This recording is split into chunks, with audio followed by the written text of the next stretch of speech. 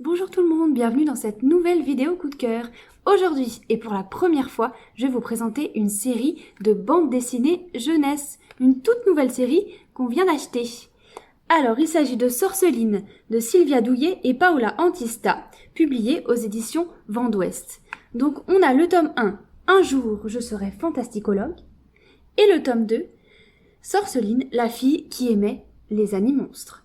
Donc pour l'instant, il n'y en a que 2, mais le tome 3 est à paraître très bientôt, puisque la date de sortie est annoncée au 14 octobre 2020.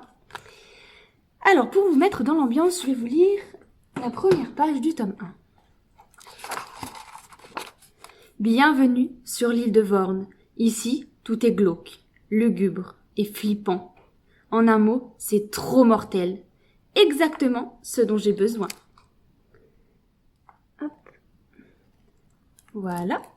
Donc, c'est l'histoire de Sorceline, une jeune fille qui part en stage d'été chez un zoologue, un spécialiste des êtres fantastiques, pour y étudier la cryptozoologie.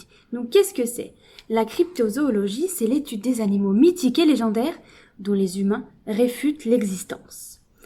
Elle va pas se retrouver toute seule sur cette île, puisqu'elle va être entourée de plein d'autres élèves, comme elle, qui sont venus étudier, dont 3 vont devenir ses amis. Donc Willa, Alcide et Mérode.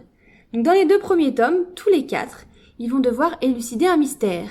Quelqu'un change les gens en statues de verre. Qui, pourquoi, comment, vous saurez tout dans les 2 premiers tomes de Sorceline. Donc si vous aimez les univers fantastiques, les elfes, les fées, même les vampires, vous allez forcément adorer cette BD. L'histoire est bien ficelée, les illustrations sont magnifiques, elles font bien ressortir le côté féerique de la BD.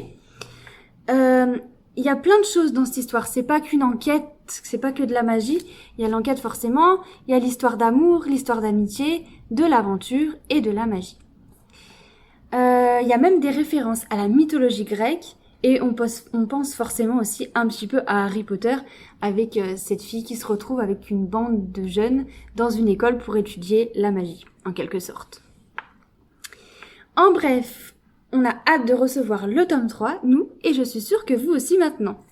Voilà, c'est tout pour aujourd'hui. Je vous souhaite une bonne journée, à bientôt pour une nouvelle vidéo, et en attendant, gare aux vampires.